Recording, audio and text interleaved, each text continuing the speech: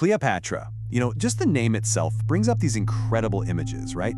Luxury, passion, a whole lot of drama.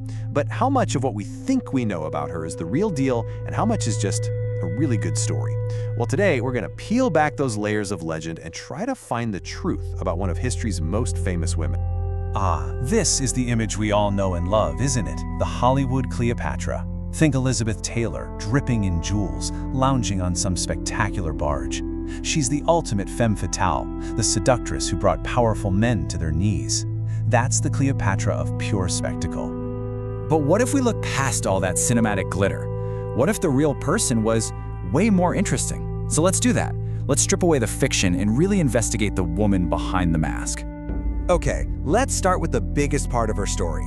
This whole image of her as the ultimate seductress, a woman completely ruled by her passions. Why did that particular myth stick so hard?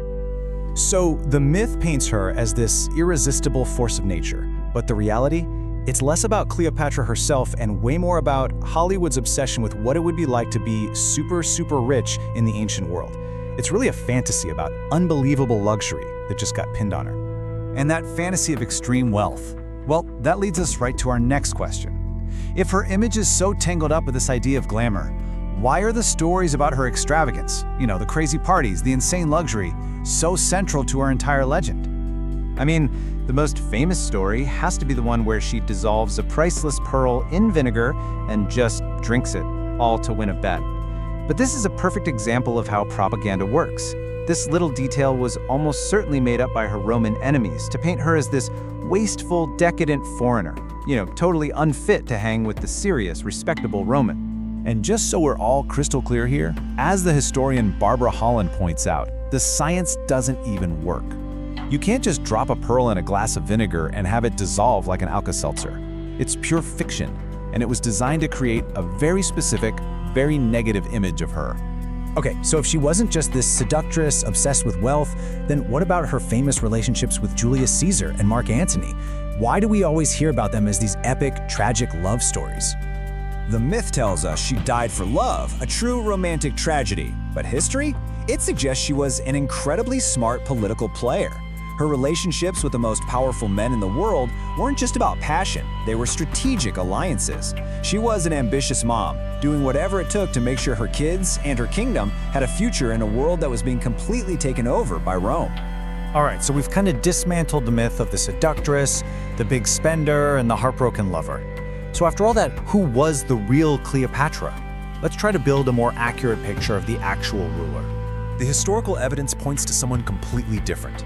We're talking about a brave and level-headed political realist, a highly educated, brilliant administrator, a mother who was fiercely protective of her dynasty.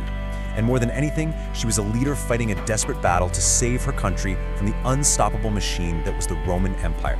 And that brings us to the end, the final dramatic act, her death. So why has the story of the snake bite, this grand romantic gesture of a death, been the one that survived for centuries? Yeah, the legend gives us this incredibly theatrical scene of passion and despair. But if we think of her as that cool-headed realist we were just talking about, her death looks totally different. It wasn't the dramatic act of a heartbroken lover. No, it was the final, calculated move of a defeated queen who chose her own death rather than the humiliation of being paraded through the streets of Rome in chains. It was a political act, not a romantic one. So when you pull back that mask, the person you find is so much more compelling than the Hollywood version. The real Cleopatra was this formidable mix of brains, a protective mother's instinct, and a tough, resilient leader who was just trapped in the crosshairs of history's greatest empire. And all of this leaves us with one last big question to think about. See, Cleopatra's story was written for the most part by the Romans who conquered her. So it really makes you wonder, doesn't it? How much of the history we take for granted isn't the absolute truth, but is just the best story told by the winners.